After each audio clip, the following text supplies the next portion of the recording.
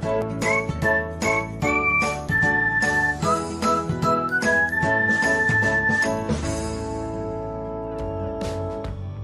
everyone, welcome back to another episode of Technologyglance. Today in this video, I'm going to guide you through how you can enable suggested keywords on TikTok. So let's get started. Firstly, open TikTok app in your device. Then tap on your profile icon if you haven't. Next, tap on three lines icon. After that, tap on settings and privacy. Then tap on privacy. Next, tap on comments. After that, tap on create a mode. Next, you can see the option of suggested keywords. Turn on it by tapping on it. So this is how you can enable suggested keywords on TikTok. Thanks for watching.